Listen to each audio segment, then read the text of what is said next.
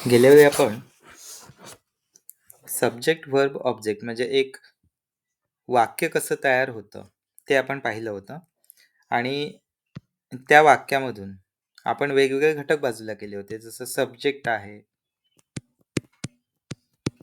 किंवा ऑब्जेक्ट आहे. म्हणजे इथे वर्ब लिहूया, आपण क्रमाने जाऊया.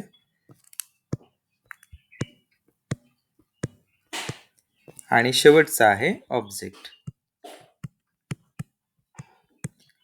आता ह्याच्यामध्ये काय होतं, आपण जे ह्याच्या आधी पाहिले होते बघा, की कर्ता, कर्म, क्रियापद. मग अशा वेळी काय होतं, जे आपले शब्द पाठ आहेत किंवा जे शब्दांच्या जाती आहेत, त्या शब्दांच्या जाती आपण कशामध्ये विभागल्या पाहिजेत, तर आपल्याला ह्यामध्ये त्या कशा बसवता आल्या पाहिजेत, म्हणजे कशा बसवायला पाहिजेत त्या आपण पाहिल्या पाहिजेत. म्हणजे आता पहिली शब्दाची जात कोणती आहे, आपण 2 जाती बघितल्या होत्या शब्दाच्या. मी इथे थोडी जागा ठेवतो. त्यामध्ये पहिली आहे नाऊन. नाऊन म्हणजे अशी सगळी गोष्ट जी आपण नाम म्हणवतो, म्हणजेच नाम म्हणून वापरतो. आता नाम म्हणून वापरणं म्हणजे काय, तुमचं नाव किंवा एखाद्या वस्तूचं नाव आपण ओळख देण्यासाठी ते वापरतो. त्यानंतर प्रोनाऊन म्हटलं आपण प्रोनाऊन म्हटलं होतं. आता प्रोनाऊन PRONOUN प्रोनाऊन म्हणजेच काय, सर्वनाम.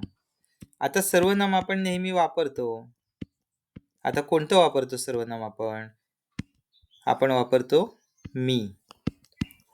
म्हणजे मी येत आहे, मी जात आहे. त्याच्यानंतर आपण मराठीमध्ये वापरतो तू. त्यानंतर वापरतो तो, म्हणजे आपण पुरुषासाठी म्हणतो, तो मुलगा, तो माणूस. त्यानंतर आपण वापरतो ती. ती म्हणजे ती मुलगी, ती आई, ती बहीण, ती आजी, असं आपण वापरतो. त्यानंतर पुढचं आपण वापरतो काय, ते. आपण हे बऱ्याच वेळा असं वापरतो, निर्जीव वस्तूंसाठी मराठीमध्ये वापरतो ते घड्याळ किंवा ते झाड. ओके, म्हणजे त्याला नपुसकलिंग म्हणतात. पुरुष म्हणजे पुल्लिंगी, स्त्री म्हणजे ती साठी वापरतो आपण, ती म्हणजे स्त्री. आणि आपण कोणतं वापरतो, आम्ही. ही आपण वापरणारी काय, साधारणतः सर्वनामं आपण ही वापरतो. आता ते म्हणजे आपण एकवचनसाठी सुद्धा वापरतो आणि अनेकवचन साठी सुद्धा वापरतो. आता आपल्याला समजा काय करायचं असेल, यांचं इंग्रजी समजून घ्यायचं असेल तर इंग्रजीमध्ये मी म्हणजे आय, तू म्हणजे यू, त्यानंतर तो म्हणजे ही, शी म्हणजे ती, ते म्हणजे दे, आणि शेवटचं काय आहे, आम्ही म्हणजे वी. म्हणजे बाळांनो, ही ना 6 जी सर्वनामं आहेत ती सर्वनामं आपण वारंवार वापरतो. यामध्ये आणखी एक राहिलं, ते कोणतं आहे, I, you, he, she, it. It म्हणजे सुद्धा ते. पण हे ते आणि याच्यामध्ये फरक आहे. हे ते म्हणजे काय, अनेक वचन. हे काय, अनेक वचन.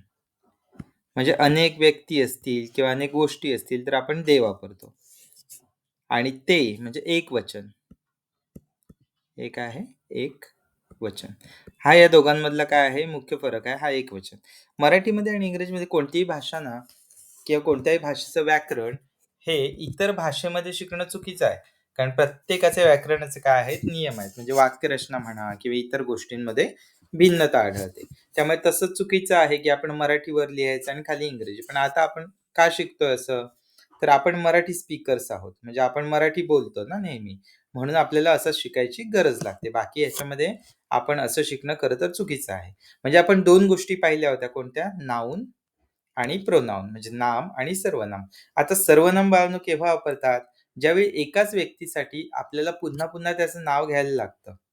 म्हणजे बाईंनी विचारलं ती मुलगी कोण आहे, तर आपण काय सांगतो, ती काय आहे, ती म्हणजे आपण सर्वनाम वापरलं.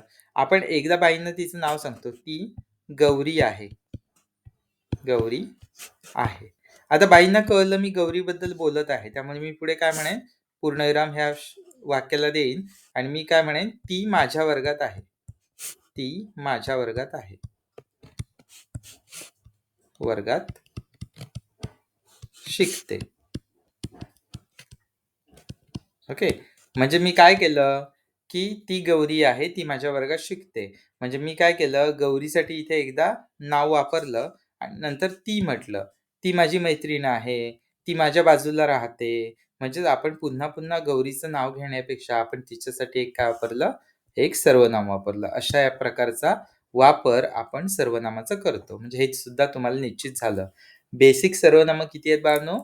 I, you, he, she, they, we आणि इट. हे थोडंसं मी क्रम बदलतो आणि लिहितो म्हणजेच तुम्हाला पटकन ते कळेल. मी सगळी एकवचन आहेत ना, ती पहिल्यांदा लिहितो आणि अनेक वचन आहेत ती शेवटी लिहितो. ओके. आता हे सर्वनामं. पहिलं आहे आय म्हणजे मी म्हणजे एकटाच, एकवचनी. त्यानंतर ही म्हणजेच तो, एकटा. शी म्हणजेच ती, म्हणजे हे आपण कोणासाठी वापरतो? आय म्हणजे मी, नंतर लिहितो मी एकत्र. ही, शी आणि त्यानंतर इट, त्यानंतर यू, त्यानंतर दे आणि शेवटचं आहे ते कोणतं आहे? वी. आता खाली मी मराठीत अर्थ लिहितो जसे मगाशी लिहिलेले होते. आय म्हणजे मी, ही म्हणजे तो, शी म्हणजे ती, इट म्हणजे ते, यू म्हणजे तू किंवा तुम्ही, ह्या दोघांसाठी आपण एकच वापरतो इंग्रजीमध्ये. दे म्हणजे ते, हे अनेक वचन आहे आणि वी म्हणजे आम्ही. अनेक वचन म्हणजे मी तुम्हाला आधी सांगितलं होतं, अनेक वचन म्हणजे काय? एक पेक्षा जास्त. आता आय, ही, शी, इट.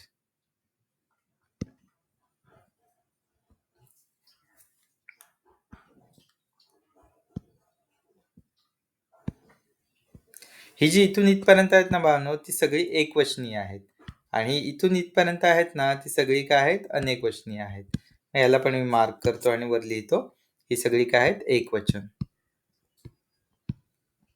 आता एकवचनला काय म्हणतात इंग्लिशमध्ये?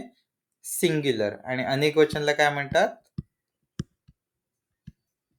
प्लुरल.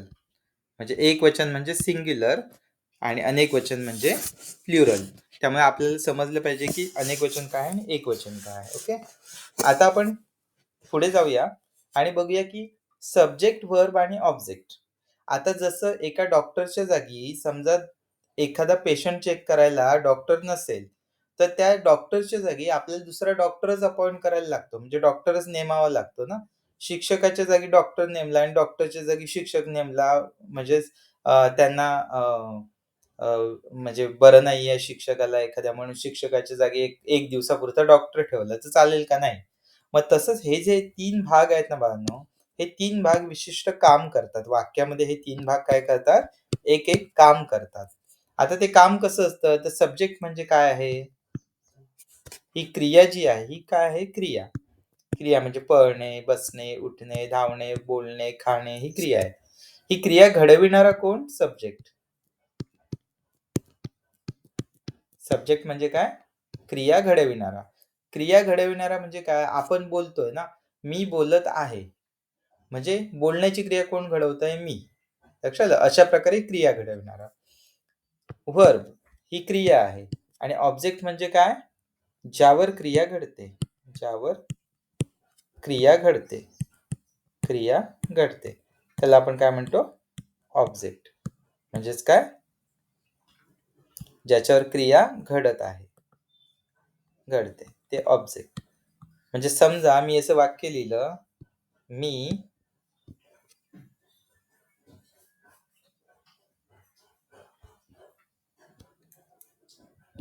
पेन ठेवले. इंग्रजीमध्ये हे वाक्य कसं होईल? I put the pen.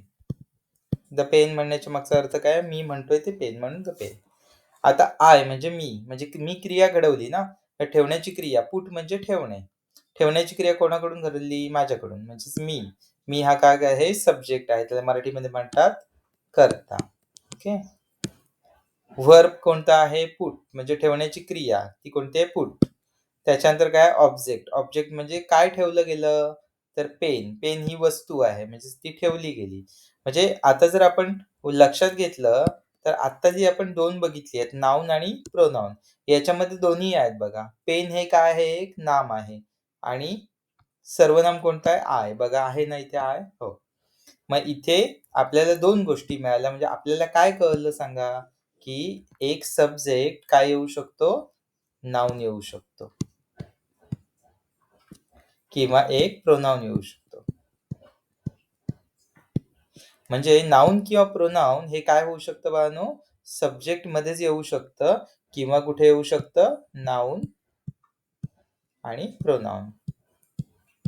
हे सगळं झालं ना बाळांनो, की मी तुम्हाला काय करेन तुमचं पुस्तकच घेऊन दाखवेन. की प्रत्येकामध्ये नाम आहे, सर्वनाम आहे. प्रत्येक शब्दाच्या जाती ना आपण अशा पाहत जाऊया जाती. त्याच्यामुळे काय होईल तुम्हाला सवय होईल रोज वाचताना आपली जी व्हर्बची जागा कुठे आहे, म्हणजे क्रियापद कुठच्या जागी आहे. त्याच्यामुळे सोपं काय होतं सांगतो. हे आपल्याला एकदा सवय लागली ना, की आपल्याला बोलणं सोपं होतं. मी कालपासून तुमचे सांगितलंय तुम्हाला रोज 5 शब्द नवीन मी तुम्हाला व्हिडिओ टाकत जाईन.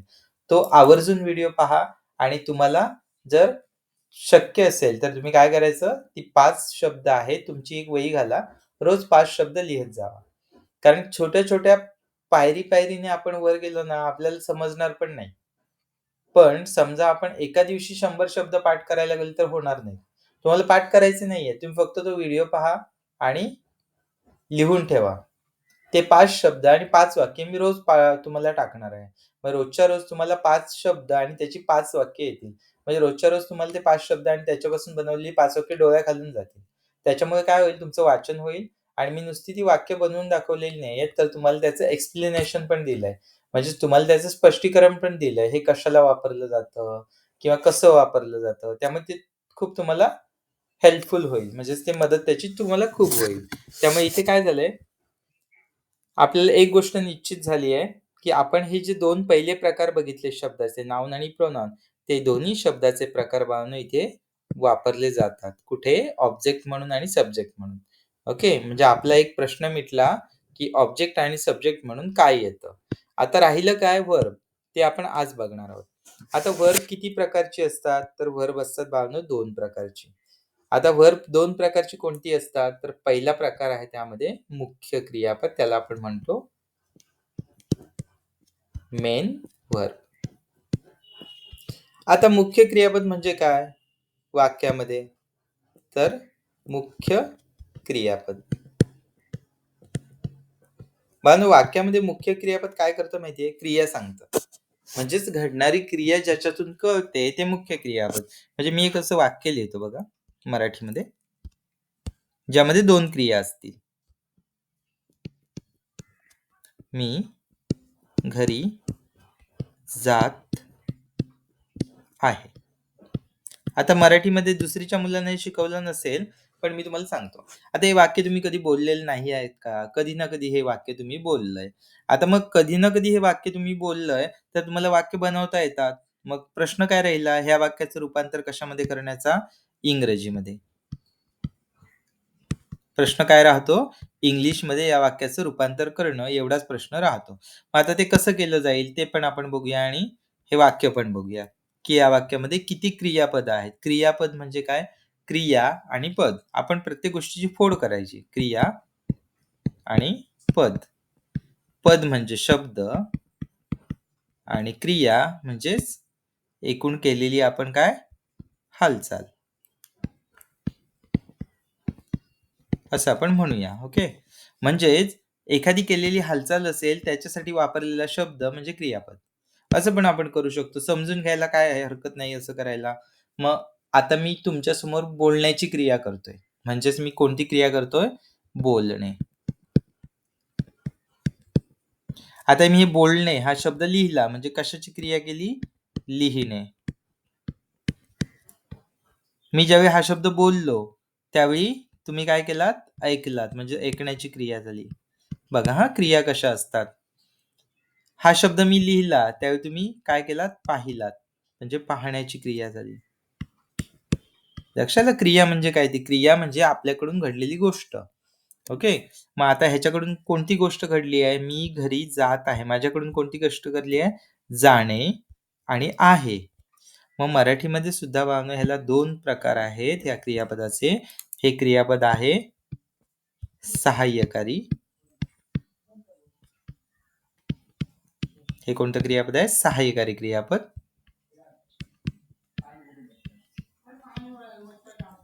आणि हे दुसरं क्रियापद आहे मुख्य क्रियापद. आता याला मुख्य क्रियापद काय म्हणायचं तेही बघूया. मुख्य क्रियापद. आता आपण एक बघूया हा. हे मुख्य क्रियापद का आहे? आता आपण महत्वाची गोष्ट आहे ना ती काढून टाकली की थोडा प्रॉब्लेम होतो एखाद्या गोष्टीचा अर्थ समजून घ्यायला. म्हणजे समजा आता तुमच्या घरामध्ये एक महत्वाची व्यक्ती आहे. समजा ती व्यक्ती घरात नसली ना तर घरातली एक आपण काय म्हणूया की घरातला एक जिवंतपणा जातो.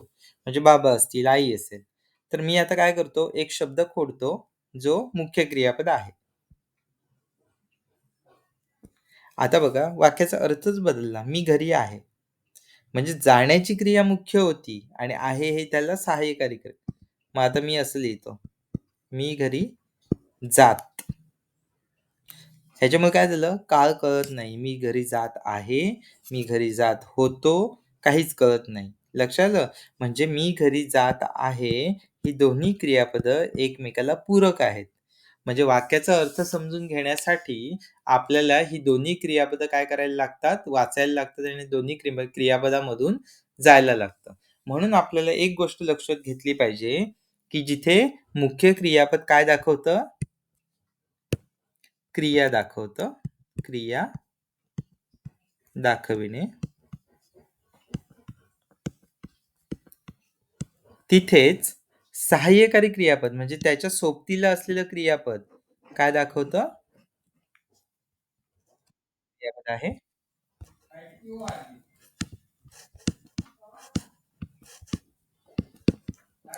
Helping verb. दुसरं क्रियापद आहे हेल्पिंग वर्ब. हेल्पिंग वर्ब म्हणजेच काय? सहाय्यकारी. हेल्प म्हणजे काय करणे? मदत करणे.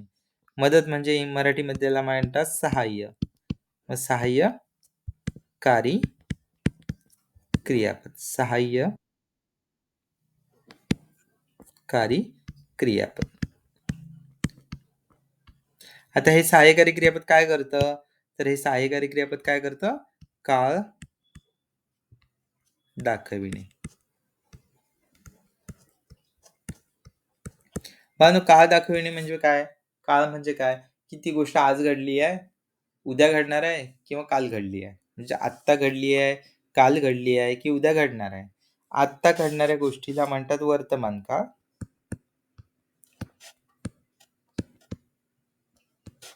काल घडलेली जी गोष्ट आहे तिला म्हणतात भूतकाळ. आणि उद्या जी गोष्ट घडणार आहे ती अजून घडलेली नाहीये. अशा गोष्टीला म्हटलं जातं भविष्यकाळ. त्यामुळे एकूण काळ किती? 3. मग तुम्ही ह्या गोष्टी बोलत नाहीत का? बोलता ना. आई मला उद्या शाळेत जायचं नाही. मग उद्याची गोष्ट आहे म्हणजे भविष्यकाळातली आहे. आई मला काल खूप भूक लागली होती. मग कालची गोष्ट आपण बोलतोय त्यामुळे तो भूतकाळ आहे. आई मला भूक लागली आहे. आहे म्हटल्यानंतर तो वर्तमान काळ. लक्षात आलं? म्हणजे अशा प्रकारे आपण 3 काळांमध्ये रोज बोलतो. रोज आपली कोणतीही गरज बोलण्याची पूर्णच होणार नाही काळांशिवाय. त्यामुळे आपण असं म्हणू नये, की मला काळी येत नाहीत. कारण आपण रोज काळांमध्ये बोलतो. रोज आपण काय करतो? काही ना काही बोलत असतो.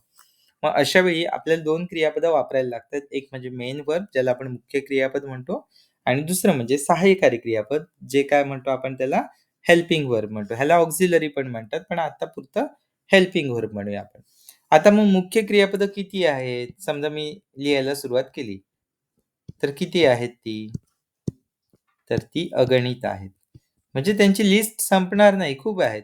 वॉक, टॉक, हेल्प म्हणजे वॉक म्हणजे चालणे. पण हे सगळ्यातून क्रिया कळते बाळांनो. काय करते? क्रिया. मुख्य क्रिया कळते. म्हणजे मुख्य क्रिया कोणती आहे? म्हणजे ॲक्चुअली त्याच्यामध्ये काय घडत आहे ते आपल्याला कळतं. कशामुळे कळतं आपल्याला? या मुख्य क्रियापदामधून ते आपल्याला कळतं. पण सहाय्यकारी क्रियापदातून क्रिया नाही कळत. पण ती आदली जी मुख्य क्रिया आहे ती कधी घडते ते कळतं. म्हणजेच त्या क्रियेचा काय करतो आपल्याला? काळ कळतो. म्हणून सहाय्यकारी क्रियापद पण तेवढंच महत्वाचं आहे, जेवढं महत्वाचं काय आहे, मुख्य क्रियापद आहे. त्यामुळे असं नाही की सहाय्यकारी क्रियापदाला काही महत्वच नाहीये. ओके. आता एक वाक्य आपण बघूया.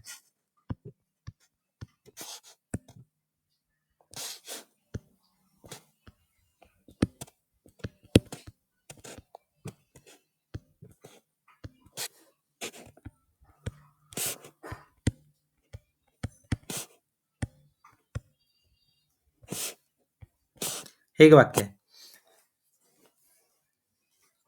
I am walking on footpath. मी फुटपाथवर चालत आहे. याचा मराठीमध्ये अर्थ काय? मी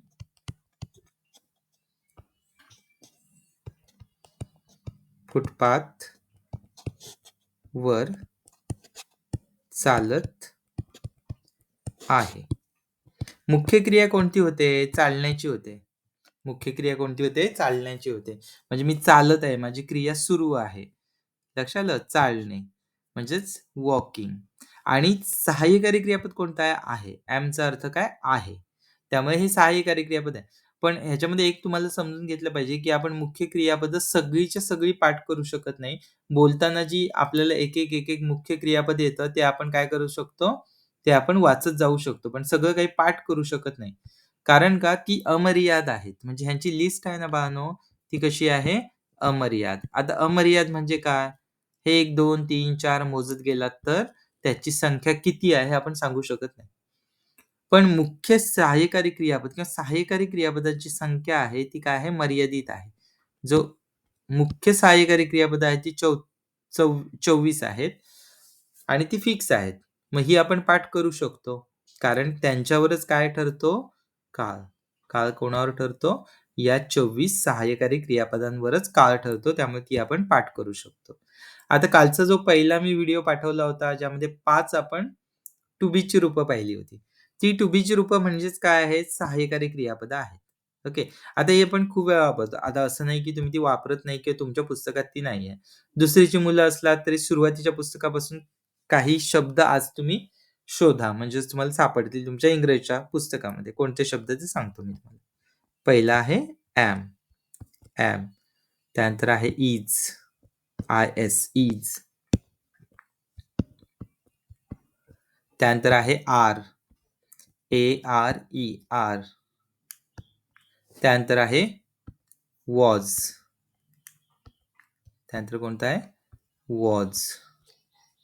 त्यानंतर काय आहे? Were, WERE, were. किती झाले? 5 शब्द झाले, जे आपण काल पहिल्यांदाच पाहिलेले आहेत. पहिले 5 शब्द आपले. ओके. आणि त्यांची वाक्यरचना पण आपण पाहिली आहे. पण इथे आपण पुन्हा बघूया, की हेल्पिंग व्हर्ब म्हणजे काय? आता हे एमचा अर्थ बाळांनो काय आहे असा आहे. इजचा सुद्धा अर्थ तोच आहे. काय? आहे. आरचा अर्थ काय? आहेत. अनेक वचन झालं बघा, आहेत. म्हणजे खूप गोष्टी असतील ना, त्यावेळी आपण आर वापरतो. वॉचचा अर्थ होते. आता काळ बदलला बघा बाळांनो. कसा बदलला? हा वर्तमान काळ होता, हा भूतकाळ झालाय. आणि वेअर म्हणजे होता, एकवचनी आहे. आणि वेअर म्हणजे होते. ओके. म्हणजेच आपल्याला कळलं की यांचे अर्थ काय आहेत. आता अर्थपाठ असल्याशिवाय आपण घेऊ शकतो का? तर नाही. अर्थपाठ असल्याशिवाय आपल्याला ते वापरता येणार नाही. जसं की तुम्ही किचनमध्ये तुमच्या खूप फिरता, तुम्ही किचनमधून वावरता, तुम्ही पाहता, कोणत्या बरणीत काय आहे ते सगळं माहिती आहे. पण कधी काय वापरायचं आहे, कधी आमटीत मीठ घालायचं आहे, कधी मसाला घालायचा आहे, कधी काय वापरायचं आहे, ते तुम्हाला जोपर्यंत कळत नाही, तोपर्यंत तुम्ही जेवण करू शकत नाही. आणि हे असंच आहे. Am, is, are, was, were हे कुठे वापरायचं ते जोपर्यंत तुम्हाला कळत नाही, तोपर्यंत तुम्हाला वाक्य बनवता येणार नाहीत. आणि बनवलेली तुमची वाक्य ही ग्रॅमॅटिकली म्हणजेच व्याकरणदृष्ट्या काय होणार? चुकीची ठरणार. कारण आपण कोणाप्रमाणे वाक्य बनवणार? आपण बनवणार मराठीप्रमाणे. आणि मराठीचं आणि वाक्यरचना आणि इंग्रजीची वाक्यरचना वेगळी आहे. बघा हे फुटपाथ इकडे आहे, इथे कुठे गेलाय? 2 नंबरला. म्हणजेच इथे जो ऑब्जेक्ट आहे तो कर्त्यानंतर येतो, सब्जेक्ट नंतर. सब्जेक्ट नंतर काय येतं मराठीमध्ये? डायरेक्ट ऑब्जेक्ट येतं. त्याच्यानंतर काय येतं? व्हर्ब येतं. पण मधला जी रचना आहे ती इंग्रजीमध्ये बदलते बघा. इथे सब्जेक्ट येतो, एम वॉकिंग वर्ब येतं आणि ऑन फुटपाथ हे ऑब्जेक्ट येतं. ऍक्च्युली ऑब्जेक्ट नाही आहे ऑन फुटपाथ, पण तुम्हाला तो वाक्याचा अतिरिक्त भाग म्हणून घेता येईल. ओके.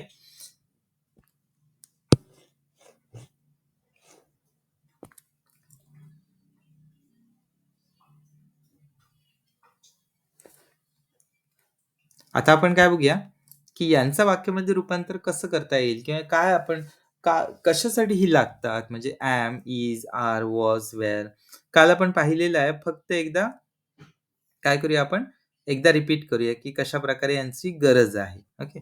पहिला आपण बघूया एम. एम ची गरज आपल्याला काय आहे, तर एखाद्या साध्या एखाद्या चालू काळामध्ये, म्हणजेच चालू वर्तमान. आता हा कोणता काळ आहे, वर्तमान काळ. ही तिन्ही रूप कधी वापरली जातात, वर्तमान काळामध्ये वापरली जातात. एखादी गोष्ट चालू आहे ना हे सांगण्यासाठी तुम्ही काय करता, क्रियापदाला आयएनजी लावला जातो, म्हणजे क्रियापद आयएनजी करायला लागतं. अशा वेळी आपण काय करतो, I am going to school, I am doing my study.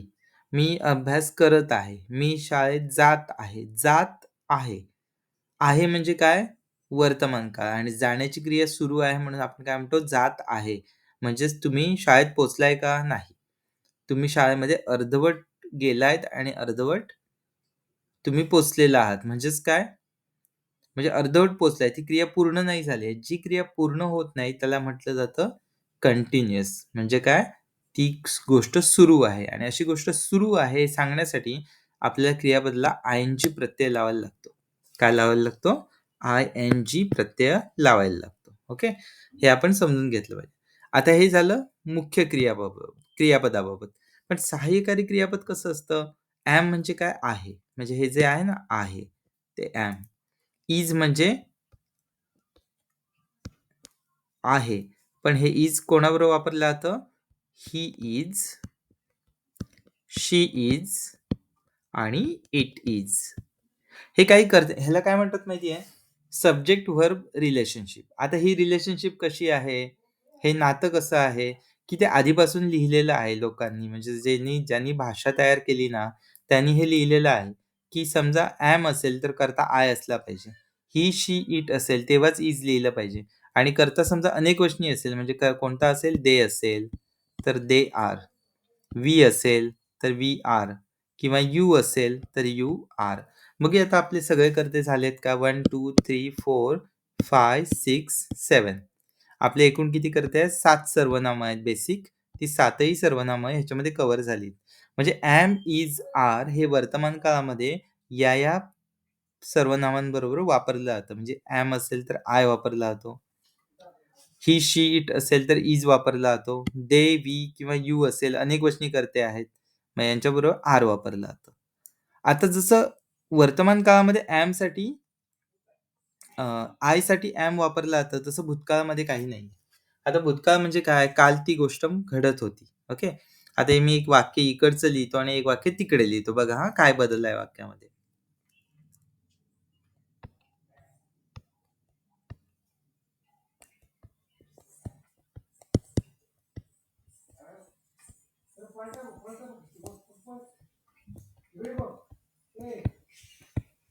आता हे वाक्य कसं आहे बघा, I am doing my study.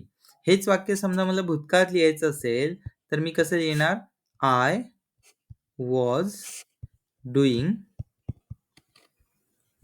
My study. आता तुम्ही म्हणाल याच्यात काय मोठासा बदल केला, बदल कशाचा झाला सांगा, वॉज लिहिलाय आणि एम लिहिलाय, लक्षात आलं. पण हे एम लिहिल्यामुळे याचा अर्थ कसा होतो बघा, मराठीमध्ये अर्थ लिहितो मी खाली याच वाक्याचा, मी अभ्यास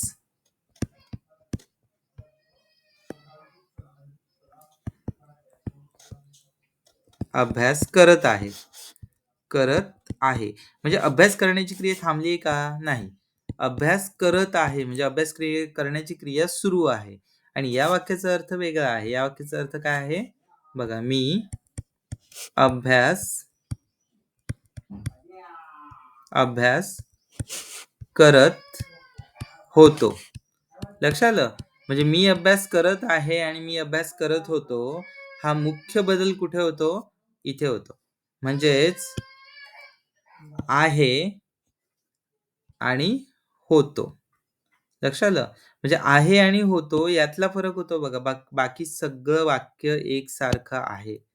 बघा, एम आहे आणि वॉज आहे. हे जर 2 सोडले, तर बाकीचं वाक्य बघा आहे तसं आहे. एम मध्ये फरक आहे म्हणजे इथे आहे, कारण एमचा अर्थ आहे आणि वॉज होतो. म्हणजेच काय, वॉचचा अर्थ काय, होतो. म्हणजे हे 2 शब्द सोडले तर बाकीचं अख्खं वाक्य तसंच आहे बघा. आय दोन्हीकडे आहे, डुईंग दोन्हीकडे आहे, माय दोन्हीकडे आहे, स्टडी दोन्हीकडे आहे. म्हणजेच मला सांगा, सहाय्यकारी क्रियापद काय करतं? काळ बदलतं. सहाय्यकारी क्रियापद बाळांनो काय करतं? ते काळामध्ये बदल घेऊन आणतं. आता हे तुम्हाला वाटेल की हे केल्याने काय होणार आहे? तर तुम्हाला कोणी जो प्रश्न विचारेल ना, तो प्रश्न वर्तमान काळातला आहे की भूतकाळातला आहे हे समजून घेऊन त्याला उत्तर द्यायचं आहे. समजा मराठीमध्ये बघा, तुम्हाला मी विचारलं, "तुम्ही काल काय करत होता?" तर तुम्ही असं उत्तर देता का? "हो, मी आज खेळत आहे." नाही. तुम्ही काय म्हणता? "मी काल अभ्यास करत होतो." म्हणजेच तुम्ही कालचं जर मी काहीतरी विचारलं असेल, तर ते भूतकाळामध्येच सांगता ना. असं म्हणता तुम्ही, एक एक प्रश्न मराठीमध्ये मी विचारला तुम्हाला. तुम्ही काल काय करत होता? तर तुम्ही असं म्हणता, "मी काल खेळत आहे." नाही, खेळत आहे नाही, खेळत होतो. म्हणजे खेळण्याची क्रिया काल माझी सुरू होती. लक्षात आलं? तोच फरक मराठीमध्ये जो आहे, तोच फरक इंग्रजीमध्ये आहे. फक्त आपल्याला टू बीची रूपं काय वापरायची ते कळलं पाहिजे. आता ही रूपं कशी वापरलीत आपण बघा, एम आणि वॉज. कारण तो आय कर्ता आहे. समजा मी काय केलं, इथे खोडलं आणि इथे कर्ता कोणता लिहिला? ही लिहिला. कर्ता म्हणजे बाळांनो काय? ती गोष्ट घडवणार. आता मला सांगा, लगेच बघा बदलेल. हीच्या डोक्यावर काय? इज. म्हणजे ही असला तर इथे एमच्या ऐवजी काय आलं पाहिजे? इज आला पाहिजे. आणि इथे ही असला तर काय आलं पाहिजे? वॉजच राहिला पाहिजे. कारण का? तर इथे कर्ते कसे आहेत बघूया. आय, त्यानंतर ही, शी आणि इट. हे काही असलं तरी वॉज येतं. आणि समजा अनेक वचन असेल म्हणजे दे, वी आणि यू. तर हे अनेक वचन आहे, तर ते काय होतं? वेअर दिलं जातं. समजा आता मी काय केलं, इथे परत मी आलो आणि मी हे पुसून टाकलं आणि इथे मी कर्ता काय केला? दे. दे म्हणजे किती? अनेक वचन. आता दे जर कर्ता केला, तर लगेच आपण चेक केलं पाहिजे. हां, दे कुठे आहे? इथे आहे. मग दे साठी काय वापरतात? आर. मग इज कॅन्सल होईल आणि आपण काय वापरू? आर. म्हणजे अनेक गोष्टी करता असेल त्यावेळी लगेच बदलतं बघा, आर येतं. आता तसंच मी इथे पण दे लिहिला. इथे पण मी काय केलं? दे हा करता केला. तर वॉज येणार नाही. मग आपण शोधायचं. सुरुवातीला शोधायला लागेल, नंतर शोधायला लागणार नाही. मी शोधलं की दे करता असताना काय येतं? तर वेअर येतं, वॉज नाही येत. मग मी लगेच काय केलं? वॉजचं वेअर केलं. म्हणजेच काय? They were doing my study. आता माय येणार नाही, देअर येणार. THEIR. कारण ते त्यांचा अभ्यास करत होते ना. माझा अभ्यास का करतील ते? THEIR. देअर म्हणजे त्यांचे. मग ते त्यांचा अभ्यास करत होते आणि ते त्यांचा अभ्यास करत आहेत. म्हणजे ह्या वाक्याचा अर्थ काय होतो? ते त्यांचा अभ्यास करत आहेत. करत आहेत. म्हणजेच अभ्यास करणं काय सुरू आहे. आणि या वाक्याचा अर्थ काय होईल? ते त्यांचा अभ्यास करत होते. लक्षात आलं? ते त्यांचा अभ्यास करत होते. करत होते. म्हणजे आपल्याला एक कळतंय की करत आहेत आणि करत होते. म्हणजे हे पण वाक्य बघा हां, पूर्ण वाक्य एकसारखं आहे बघा हां. परत आपण बघूया. दे दोन्हीकडे आहे. डुईंग दोन्हीकडे आहे. देअर दोन्हीकडे आहे. स्टडी दोन्हीकडे आहे. फरक कशाचा झाला? आर आणि वेअरचा. कारण आर म्हणजे वर्तमान काळ. म्हणजे बघा इथे वर्तमान काळ तुम्हाला समजतो. हे आत्ताच्या गोष्टीबद्दल वाक्य आहे बघा. ते त्यांचा अभ्यास करत आहेत. म्हणजे आत्ताबद्दल आपण बोलतोय. आत्ता जे घडतंय त्याच्याबद्दल. आणि ते त्यांचा अभ्यास करत होते. ही गोष्ट कुठची आहे मला सांगा? होते म्हणजे ती गोष्ट आधी घडत होती, आत्ता घडते का? नाही. ती काल घडत होती किंवा परवाच्या दिवशी घडत होती. ते त्यांचा अभ्यास करत होते. म्हणजे होते आणि आहेत ह्या शब्दामुळे काळ बदलतोय. म्हणजेच तुम्हाला लक्षात आलं, काळ कशामुळे बदलतो बाळांनो? काळ बदलतो तो सहाय्यकारी क्रियापदामुळे. सहाय्यकारी क्रियापदामुळे काळ बदलतो. कशामुळे बदलतो? सहाय्यकारी क्रियापदामुळे काळ बदलतो. ओके. आता आजची टेस्ट तुम्हाला कशी असणार ती सांगतो. म्हणजे आजचं तुम्हाला काय असणार? आजचा तुमचा होमवर्क कसा असणार तो सांगतो. तो कसा असेल? आता तुम्हाला समजलं की हेल्पिंग व्हर्ब म्हणजे काय आहे. ओके. मी तुम्हाला काय करेन, हे टेबल मी तुम्हाला व्यवस्थित करून लिहून हे तुम्हाला व्यवस्थित तुम्ही याचा स्क्रीनशॉट एक घ्या टेबलचा. मी ते व्यवस्थित करतो जरा. मग तुम्हाला त्याचा स्क्रीनशॉट घेता येईल.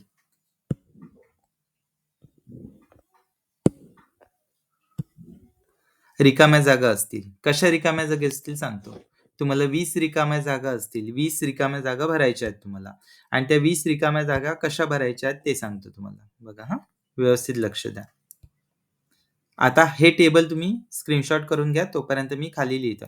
आता हे समजलं ना? Am, am, is, I S, is, R E, A R E, are, was आणि वेअर हे 5 काय आहेत? वेगवेगळे सहाय्यकारी क्रियापदाची रूपं आहेत. आता तुमचा अभ्यास काय सांगतो? तुम्हाला असं एक वाक्य मिळेल. मी एक वाक्य बघा लिहितो इथे.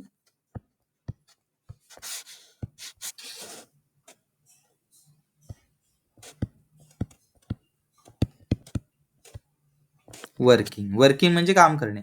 आता रिकामी जागा भरायची आहे. मी खाली पर्याय देईन. कोणते पर्याय देईन? Is, am, are. आता 3 पर्याय आहेत तुमच्याकडे.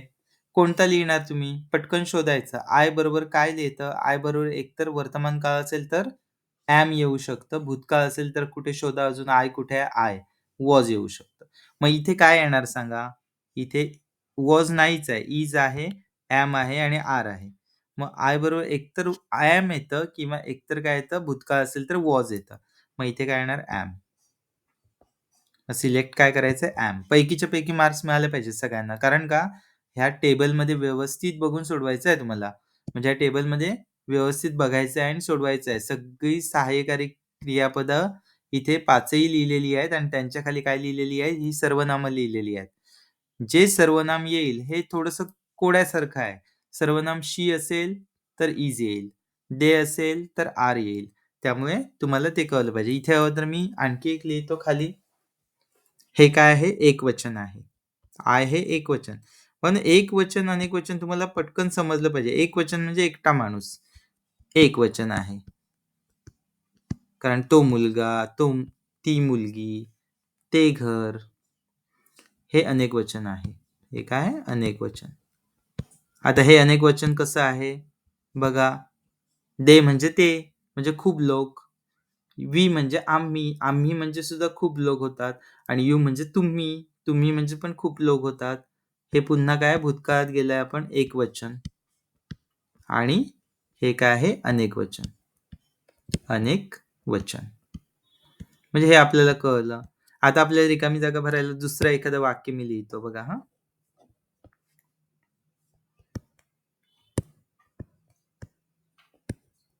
दे डॅश डॅश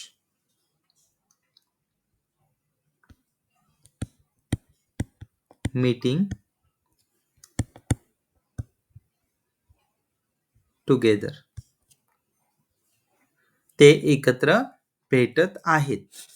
आता मी खाली पर्याय दिले. कोणते दिले? वॉज आणि वेअर. आता याच्यातलं शोधायचं. दे कुठे कुठे मिळतंय तुम्हाला? पटकन आपण शोधूया. दे इथे आहे आणि दे आहे इथे. 2 ठिकाणी दे आहे. मग दे आर येऊ शकतं किंवा दे वेअर येऊ शकतं. बाकी दुसरं काही येणार नाही. बाळांनो हे ना फिक्स आहे. आय एम एकतर येईल किंवा आय वॉज येईल. समजा तुम्ही आत्ताची गोष्ट सांगत असाल तर आय एम. कालची गोष्ट सांगत असाल तर आय वॉज. आत्ताची गोष्ट एखाद्या दुसऱ्या माणसाबद्दल सांगत असाल तर ही इज, शी इज किंवा इट इज. आणि अनेकवचन असेल तर they are, we are, you are. म्हणजे वाक्य वेगवेगळी बनवायची आहेत, पण तुम्हाला करता जर आला दे, तर तुम्हाला काय लिहायचं आहे? आर. मग आता आपण बघूया ह्या प्रश्नामध्ये काय झालंय, आपल्याला काय दिलेत? आर लिहूच शकत नाही आपण, कारण इथे खाली पर्यायच नाहीये आरचा. मग काय बघायचं आहे, दुसरा पर्याय कोणता आहे? दे. मग दे इथे काय आहे? वेअर. WERE were. म्हणजे आपल्याला काय सिलेक्ट करायला पाहिजे? मार्क्स मिळायला पाहिजे तर आणि समजून घ्यायला पाहिजे समोरच्याने तर were. They were meeting together म्हणजे ते काल एकमेकांना भेटत होते. ओके. म्हणजे असं करायचं आहे. समजा एखादा करता असा असेल, माय फ्रेंड्स. आता माय फ्रेंड्स एस लागला म्हणजे किती झाले? एक पेक्षा जास्त झाले ना. माय फ्रेंड्स माझे मित्र. त्यामुळे इथे काय येणार बघा. माय फ्रेंड्सला आपण समजा सर्वनाम वापरलं तर काय वापरणार? दे. माय फ्रेंड्सला सर्वनाम काय वापरणार आपण? दे. त्यामुळे नियम कोणाचा लावायचा आहे? दे.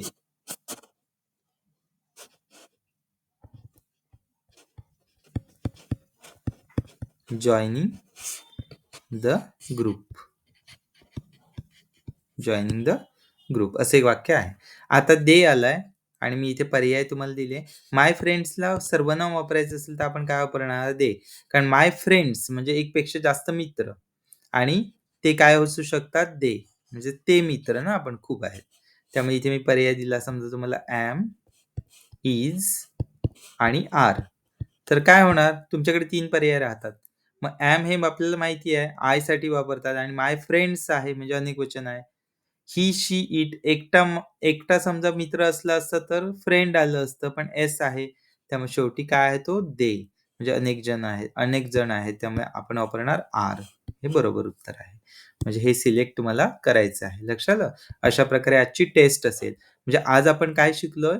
आज आपण त्या दिवशी जे शिकलो, त्याच्या पुढे जाऊन पाहिलं, की कोणत्या प्रकारची क्रियापदं असतात. म्हणजे आपण काय-काय पाहिलं आज? सब्जेक्ट, व्हर्ब, ऑब्जेक्ट कशी असतात ते आपण पाहिलंच.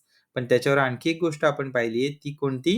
की नाम आणि सर्वनाम जे आपण पहिल्या दिवशी शिकलो, ते एकतर सब्जेक्ट म्हणून येतं किंवा ऑब्जेक्ट म्हणून येतं. बाकी काही म्हणून येत नाही. ओके. आणखी आपण काय शिकलो? आज नवीन शिकलो की व्हर्बमध्ये 2 प्रकारची व्हर्ब असतात. एक म्हणजे मेन व्हर्ब आणि दुसरं असतं ते आहे हेल्पिंग व्हर्ब. Helping verb. जिथे मुख्य क्रियापद म्हणजे मेन व्हर्ब क्रिया दाखवतं, तिथे हेल्पिंग व्हर्ब काळ दाखवतं. म्हणजेच ती घटना आज घडली आहे, काल घडली आहे हे कशावरून कळतं? सहाय्यकारी क्रियापदावरून. म्हणजे जे क्रियापद आपल्याला इथे मिळतंय त्याच्यावरून कळतं की ती क्रिया आज घडते, काल घडली आहे किंवा घडणार आहे. हे सगळं सहाय्यकारी क्रियापदावरून कळतं. ओके. ठीक आहे. मग आज आपण थांबूया. आज तुम्हाला मी टेस्ट टाकेन. ती टेस्ट कशी असेल? तुम्हाला या हा जो चार्ट आहे त्याच्यावर बघून ती टेस्ट सोडवायची आहे. त्यामुळे पालकांची मदत अजिबात घ्यायची नाही. हा चार्ट समोर ठेवायचा किंवा हा चार्ट वहीत लिहून घ्या आणि तो लिहून घेतल्यानंतर समोर मोबाईल ठेवा आणि त्याच्यावरती टेस्ट सोडवा. हवं तर अजून एकदा मी थांबतो इथे 2 सेकंद. तुम्ही ह्याचा स्क्रीनशॉट घेऊन ठेवा म्हणजेच तुम्हाला तो नंतर बघता येईल. ओके. ठीक आहे. थांबूया आज आपण. ओके. Bye bye.